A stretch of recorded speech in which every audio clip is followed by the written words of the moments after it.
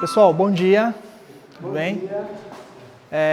Eu sou o Rodrigo, eu trabalho na Fundação Florestal, trabalho aqui no Petar também. Sou morador aqui da região, do Vale do Ribeira, moro em Jacupiranga, mas sou filho de Eldorado, criado em Eldorado. Sou formado em gestão ambiental e já trabalho há um tempinho aí com cavernas. E hoje, acho que é uma oportunidade bem interessante de a gente falar um pouquinho sobre cavernas, né? Então eu vou fazer uma apresentação, ela é breve, sobre o processo de formação de cavernas. Então eu vou focar um pouco mais na presença da água, como que a água ajuda na formação das cavernas, que ela está diretamente ligada com isso. Mas antes de iniciar aqui, eu só queria falar rapidamente do local que nós estamos. Nós estamos no Parque Estadual Turístico do Alto Ribeira, o Petar. Ele é uma unidade de conservação criada pelo governo do estado de São Paulo lá em 1958 e 70% do território dele está dentro do município de Poranga. Então, nós estamos numa das regiões mais conservadas de Mata Atlântica a nível de Brasil, né? Então nós temos, para vocês terem uma ideia, aonde nós estamos, são 3 lugares na América do Sul que tem chance de sobrevivência da onça pintada a longo prazo. Um deles é aqui, o outro é o Parque Nacional do Foz do Iguaçu, que pega a região lá com a Argentina, a Tríplice Fronteira, e a outra é na região ali do Parque Estadual do Morro do Diabo, que fica do outro lado do estado. Então nós estamos numa das 3 regiões, mas a nossa região é a mais importante para a conservação da Mata Atlântica. Então, e Mata Atlântica é basicamente um local produtor de água, por conta da umidade, oceano, uma série de fatores. E o Petar, ele protege hoje mais de 500 cavernas. Então, em volta da gente aqui tem várias cavernas, vocês vão conhecer uma delas, a Caverna de Santana, que é a mais visitada do parque. Tem a Morro Preto, tem a Couto, tem a Água Suja, tem a Cafezal. Aqui em cima tem umas 3 ou 4 cavernas que não são abertas à visitação. E no estado todo de São Paulo são mais de 890 cavernas. Só aqui no Petar são mais de 500. Então a gente está num local assim, extremamente privilegiado pela natureza. E tudo isso se deve por conta do relevo, da vegetação e do clima. Então, o tema é a água no processo de formação da caverna. Eu tentei trazer uma linguagem mais simplificada para vocês, até para não ficar um tema chato também, pesado, que acaba dispersando a atenção. E vocês vão perceber que as cavernas basicamente existem hoje por conta da questão da água. Ela tem vários fatores, né? Mas assim, o que é água? Deixa eu falar de caverna, o que é água? Então, a água é um recurso natural fundamental para a existência de todas as formas de vida. Pessoas, animais, plantas. E apesar de não estar aqui, a água ela é finita. A gente vive numa região que tem muita água. Então, a gente falar que tem problema de água aqui na nossa região é um pouco estranho, né? A gente tem água para tudo quanto é lado. Mas a água, ela é finita. Então, a gente tem que tomar cuidado, ter um uso racional dela. Ela é uma substância incolor, é inodora, não tem sabor. Então, e a água é um solvente natural. Quase todas as substâncias se dissolvem com a água. E ela está presente na superfície da terra, de formas de rios, lagos, no subsolo, né? Então, quando a gente cava um poço para tirar água, a gente está tirando a água do subsolo. No lençol freático, cavernas, rios subterrâneos, vocês vão ver hoje o rio subterrâneo. Então, na atmosfera, presente nas partículas de ar, né, a umidade, a nossa região ela tem um índice de umidade muito alto. Então, chega no verão, chega a 96% de umidade no ambiente externo. Dentro da caverna, essa umidade ela chega a 99,9% de umidade. Então, ela está muito presente na atmosfera e em todos os seres vivos, né, incluindo nós, seres humanos, que 70% do nosso corpo é formado por água. Ela tem o estado líquido, né? Chuvas, rios, lagos, córregos, mares, oceanos. No estado gasoso, né? Como nuvens e vapores. E no estado sólido, através do gelo, né? Basicamente o gelo, as geleiras, o gelo que a gente põe na geladeira. E um exemplo de uma cachoeirinha que vocês vão visitar agora, essa cachoeira do Couto, ela vem de um rio que atravessa uma caverna, a caverna Morro Preto e Couto, e deságua, sai da caverna, a ressurgência da caverna do Couto numa cachoeira. Então é um processo bem bonito, é um lugar bem bonito que vocês vão visitar agora. Não sei se vocês já conhecem aqui também ou já tiveram essa oportunidade. E o que a água tem a ver com as nossas cavernas? As cavernas elas são formadas, são diversos processos, por alguns processos geológicos e químicos, como a erosão das rochas pela água, de chuva e dos rios. O vulcanismo também forma a caverna, então existem cavernas a partir de vulcões. Terremotos também formam algumas cavernas, principalmente em áreas de granito que vai caindo bloco sobre bloco, vai formando as cavernas. E desabamento. Então a caverna também, em algum momento da sua existência, ela pode desabar, por conta de alguns processos físicos que ocorrem dentro dela. E esse processo de formação das cavernas aqui no Vale do Ribeira, ele está diretamente associado com a presença de água para que ocorra uma caverna. Então é um processo muito lento, de milhares de anos, para chegar no formato que vocês vão visitar hoje.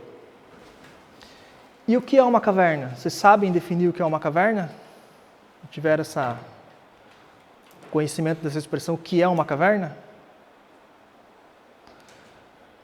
Caverna tem uma definição técnica para ela. Ela é um espaço natural subterrâneo, né, uma cavidade, onde cabe um ser humano, onde o ser humano pode entrar dentro dele. Se for um buraquinho pequeno que não cabe um ser humano, isso não é considerado caverna. E aí ela tem vários nomes. Então para nós aqui é caverna, alguns chamam de gruta, mas você vai no Paraná, o pessoal chama de lapa, tem lugar que chama de toca, e ela tem várias denominações dependendo da região que você está, mas todo espaço subterrâneo que o homem possa adentrar é uma caverna. E aí existem algumas pequenas confusões, por exemplo, uma mina que é escavada para mineração, ou para fazer um abrigo, ou para fazer uma casa subterrânea. Isso não é caverna, isso é um processo de escavação feito pelo homem. Então, aqui em Poranga você tem várias minas antigas, né, abandonadas para extração de chumbo. Essas minas não são consideradas cavernas, elas têm uma denominação diferente porque ela não é um processo natural de formação.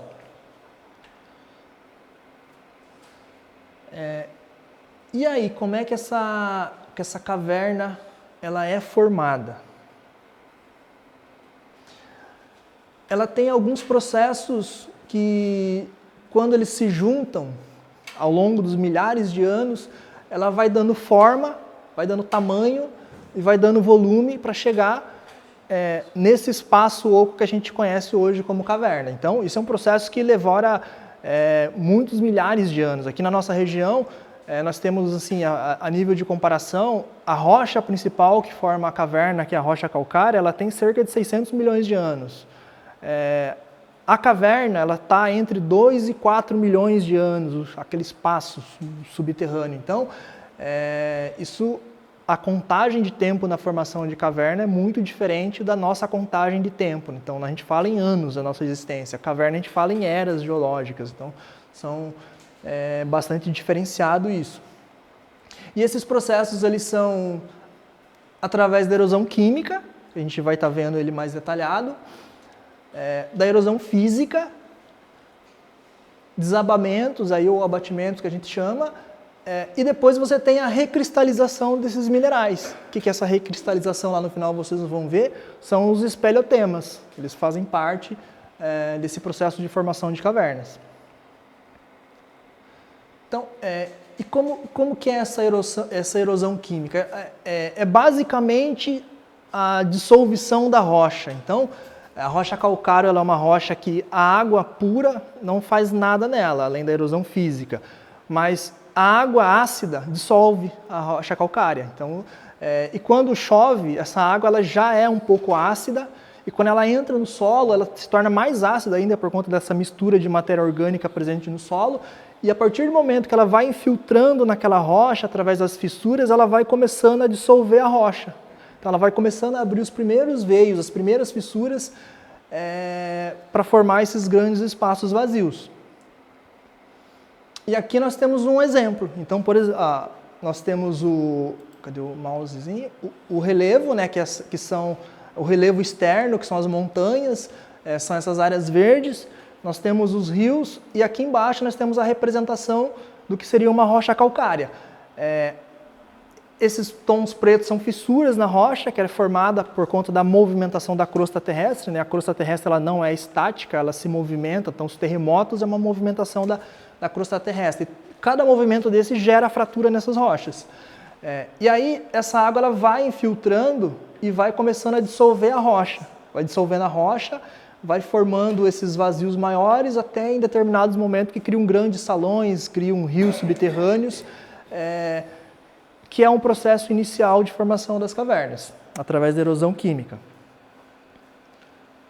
Nós temos a erosão física, que é basicamente a água erodindo a caverna. Então, o que a gente conhece, exemplo de erosão química? Quando a gente está na rua que está uma chuva muito forte, numa rua de terra, numa estrada de terra, você vê aquela água que cai transparente ficar marrom por conta da terra. Então, isso é um processo de erosão. Então, ele está carregando aquela matéria que está no solo e vai fazendo aquelas pequenas valas, aqueles pequenos sulcos. Não é diferente na formação da caverna, o rio vai escavando, ele vai rebaixando o lençol freático, ele vai tornando mais fundo o processo de formação. Vocês vão conseguir ver isso também ali na Caverna de Santana. Você tem umas marcas desse processo, quando o rio passa na parte mais alta da caverna, então isso é bem legal.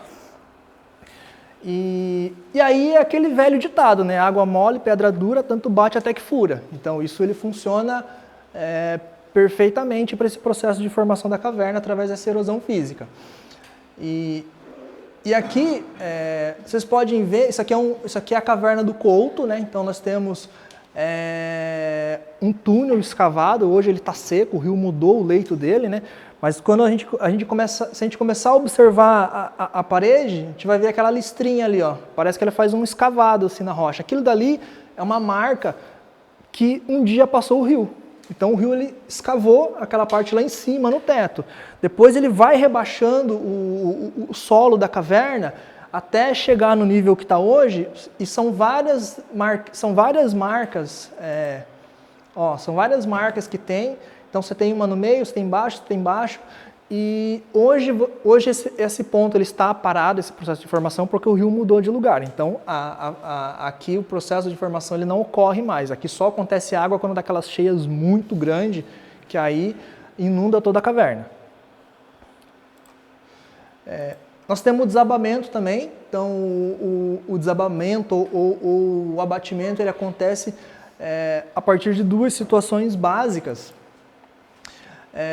Através do processo de dissolução da rocha, né, quando a água ácida vai dissolvendo a rocha, ela vai criando fraturas na rocha, né, pequenas trincas, vai fragilizando a rocha. Com o passar dos anos, isso pode causar desabamento, porque a estrutura ela está suspensa, então as trincas faz com que o peso não suporte ele ficar no teto, então ele acaba caindo, né, desabando.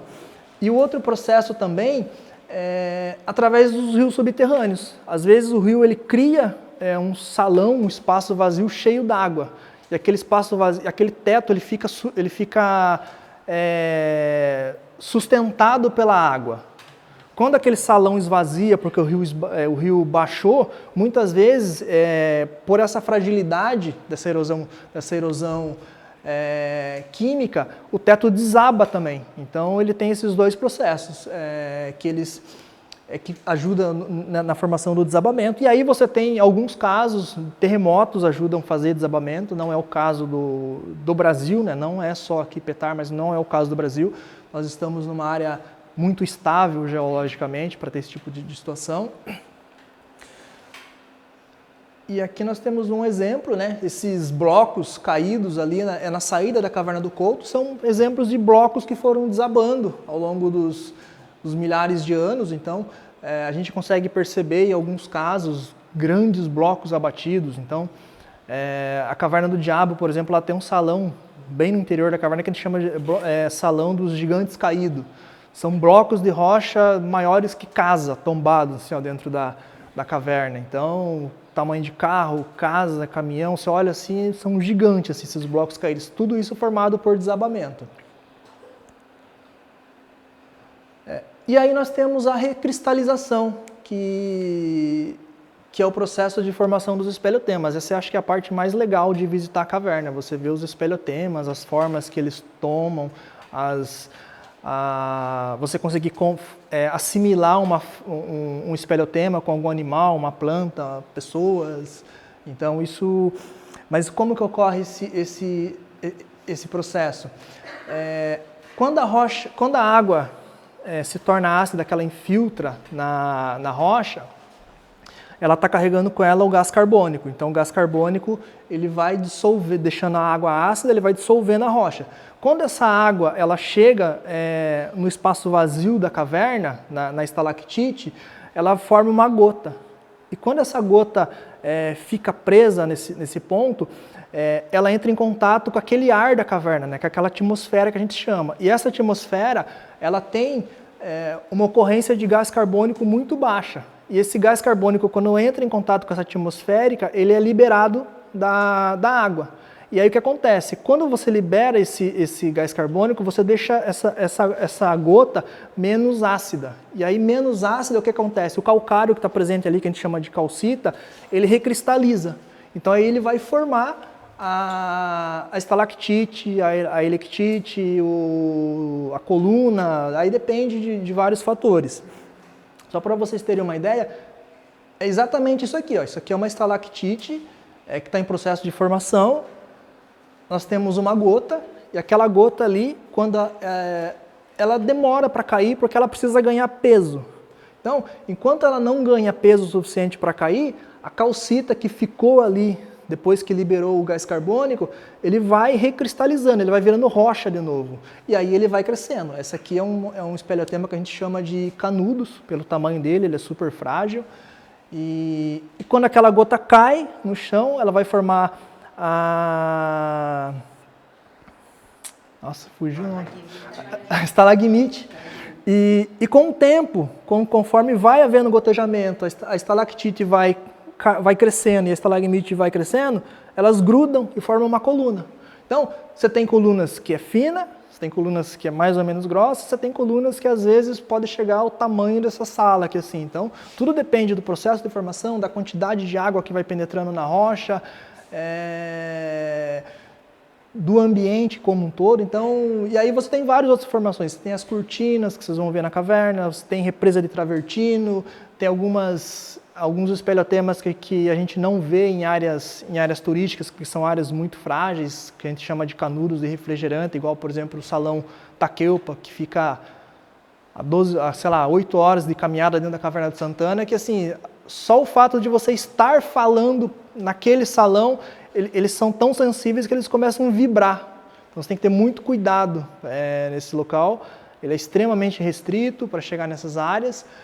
E é tudo a partir desse processo. E assim é formado uma caverna. Então isso aqui é um resumão de como é formado o processo da caverna, né? Então você tem a água da chuva, que dissolve o gás carbônico, que passa pelo solo, dissolvendo mais gás carbônico ainda, que essa água se torna mais ácida, ela penetra nas fendas do calcário e vai dissolvendo aqueles carbonatos, né? E gerando cavidades subterrâneas. Então a gente tem essas representações aqui para ajudar, né? Então por onde a água vai passando e vai dissolvendo, vai abrindo os salões, depois vai formando as estalactites, vai formando as estalagmites, as colunas, e esse é basicamente o processo de formação de caverna. Então, a água está presente em todo o processo. Então, assim, quando você estiver se vocês tiverem a oportunidade de entrar numa caverna que você que ela não tiver úmida, que ela não estiver seca, essa caverna ela não está mais em processo de formação, ela já está estabilizada. Mas vocês vão ver na Santana, por exemplo, vocês vão ver pontos que tem gotinha pendurado, o rio ali passando, a umidade muito intensa lá dentro. Então, é uma caverna que o processo de formação está ocorrendo. Então, vocês vão entrar pelo leito do rio, vão subir um andar, vocês vão estar num leito antigo do rio, que o rio mudou um dia, ele passou por cima da caverna e ele saiu por dentro. Então, e a Caverna de Santana ela é bem legal também, porque você tem o rio saindo, o rio Roncador, aquele riozinho que a gente passa aqui depois do quiosque para ir para a Caverna de Santana. Esse rio ele passa por cima da caverna, então ele passa por cima da caverna, o rio que está dentro, e você tem outros pequenos riozinhos dentro da caverna que deságua nesse rio principal da caverna. Então, e mais toda a infiltração de água que tem do solo, que vai caindo para formar as cavernas. E é basicamente isso, pessoal. Vocês têm dúvidas, querem perguntar, ou querem deixar para ir perguntando na caverna também? Eu não entendi muito da diferença de erosão química e erosão física. A química é a água ácida, a água acidulada, né, na verdade, não a ácida, a água acidulada por conta do gás carbônico, que dissolve a rocha calcária. E a erosão física é como se fosse uma força bruta, que vai escavando, vai formando salões. Vocês vão ter a oportunidade de ver, por exemplo, na Caverna de Santana, uma formação chamada pata de elefante. Então ela lembra-se, uma pata de elefante. Só que ela está uma altura assim do leito do rio. Essa formação aconteceu quando o rio estava na base dessa pata do elefante. Só que o rio continuou escavando e essa formação parou o seu processo de formação. Então vocês vão ver que vocês vão passar a mão por baixo assim, não tem nada. É porque o rio continuou escavando. Isso é uma erosão hídrica. Isso, ela lembra uma patona de elefante. Uhum. Então, isso é um exemplo de erosão física, porque é o rio que vai carregando aquele solo, vai desmanchando a rocha. Próximo do bolo da noiva, você vai ver na parede várias ondinhas assim, ó, no meio da caverna. Aquilo dali também é um marco geológico que a gente chama aonde o rio passou. Aqueles são níveis do rio ao longo da história de formação da caverna. Então, você vê que você tem uma área mais arredondada assim, então aquilo ali é uma erosão, uma erosão física também. Você tem também a presença da água acidulada que ajuda, mas é basicamente o rio passando, que vai erodindo, retirando, desmanchando o calcário. E a gruta, eu não sabia que gruta e caverna são É a mesma coisa, é só a terminologia. uma caverna sem saída, tipo assim. Sim, alguns lugares chamam isso. É a mesma coisa mandioca, macaxeira, aipim, é tudo a mesma coisa. Depende do lugar que você mora. Sim, pelo que sempre contaram pra gente, a impressão é que gruta é uma coisa pequena, né? É quase um abrigo. E caverna sempre aquelas coisas maiores, monstruosas. Mas não, é tudo a mesma coisa. Você vai no Paraná, você tem um parque, acho que é Parque Estadual... Como é que chama lá? Que tem as cavernas? Botuverá, né? Acho que não é Botuverá. Aqui mais pro lado de Ponta Grossa, é Lapa, Furnas, Parque Estadual das Furnas. Furna também é uma caverna. Só que você olha, basicamente o formato é mais cilíndrico assim, né? Porque por conta do tipo de rocha, porque lá é mais arenito. Então ele tem esse formato mais cilíndrico, mas isso é uma caverna também. É isso. Então, nessa cidade de Furnas, não sei, eu participei de uma excursão aqui, né? E lá no local, era imenso. A gente tinha que descer com um elevador. Né? Sim, tem. Embaixo tinha o piso, nós ficávamos fotografados, olhar, mas era imenso. Sim. Depois retornado. Sim. Você tem... Eu acho que pode ser lá, mas você tem, por exemplo, cavernas nos Estados Unidos que você entra de balsa dentro da caverna, de tão grande que ela é e tão grande que é o rio. Você vai de balsa dentro da caverna. Na Europa também, acho que eu não lembro se é na Eslovênia ou é na Croácia, você tem algumas cavernas com rios muito grandes dentro, que você passeia de barco dentro da caverna também. Como você tem no Brasil santuários também dentro das cavernas. Exato. Tem na Bahia, né? Na Bahia. Minas também, você tem cavernas que são santuários, tem igrejas dentro da caverna. Então você tem isso. Você tem a caverna do diabo, que é toda iluminada, com escadas. Então depende muito do tamanho da caverna, do período que se começou aquela visitação, do uso histórico que se dá para ela. Por exemplo, você citou a caverna do diabo. O que motivo ela ser iluminada? Oi? O que motivo ela ser iluminada? E essas nossas aqui são naturais? É que assim, são épocas e concepções de vistas diferentes. Então, aquela época, quando se descobriu a caverna do diabo para o turismo, né? Se descobriu para o turismo, ela já era uma caverna descoberta. Então, o pessoal achou que devia facilitar o acesso dentro dela. E como é que você facilitava? Você colocar grandes volumes de pessoas dentro daquela caverna. Você tendo iluminação, porque aí as pessoas não precisam ficar trazendo suas próprias lanternas, e você ter as escadas, ao invés de você ficar andando por um monte de salões que é tudo desmoronamento lá naquela área turística, basicamente, e ficar escalando e desescalando rocha, as escadas facilitam esse acesso. Então, hoje, a Caverna do Diabo, assim, a concepção da visitação dela permite, no máximo, 1.200 pessoas por dia. Mas dificilmente chega a isso, assim, a média num feriado muito prolongado chega a 700 pessoas por dia na Caverna do Diabo. Mas nós temos um registro histórico ali na Caverna do Diabo, final da década de 70, de ter mais de 9.000 pessoas num único dia na Caverna do Diabo. Então, assim, era quase que uma procissão, né? Uma filinha indiana de gente entrando e saindo da caverna. Agora, imagina 9.000 pessoas sem iluminação, como é que seria essa visita?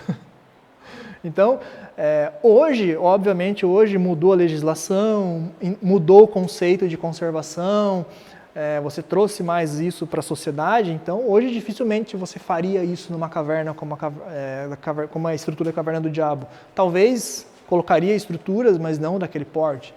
Mas é isso. E aqui não teve isso também, até por conta das características das cavernas. A Caverna de Santana também tem estrutura. Você tem umas passarelinhas lá dentro de madeira, mas você tem passarelinhas de concreto. Algumas passarelas de concreto, você nem percebe que é uma passarela de concreto, porque ela já meio que quase que se integrou naquele ambiente ali por conta do material que foi utilizado. Mas é uma estrutura facilitadora de acesso, que não compromete visualmente tanto a caverna como é na Caverna do Diabo. Então, um outro assunto, assim, bem longe, não sei se vocês se interam, mas assim, o meu avô, ele foi prefeito em Poranga por 3 anos, por 3 vezes, 3 mandatos. E ele era muito rígido. E naquela época, a Caverna do Diabo pertencia em Poranga, e hoje não. Não pertencia? Não pertencia. Historicamente, não. Assim, pode ser que as pessoas têm esse sentimento de pertencimento. Da mesma forma, hoje, que a gente chama Petar, toda a região. Caverna do Diabo chama Petar também. Em alguns lugares da Barra do Turvo a gente chama Petar também. Mas, legalmente, assim, pensando em município, território, sempre foram diferentes. Acho que até em algum período histórico, Iporanga também fazia parte do município de Eldorado, chegou a fazer parte, um período pequeno. Mas eu acho que é muito mais esse sentimento de pertencimento, é a mesma coisa nossa aqui, então também é nosso. Que não é ruim, né? Para todos nós é bom, porque quanto mais pessoas se apropriam desses patrimônios, melhor, é bom.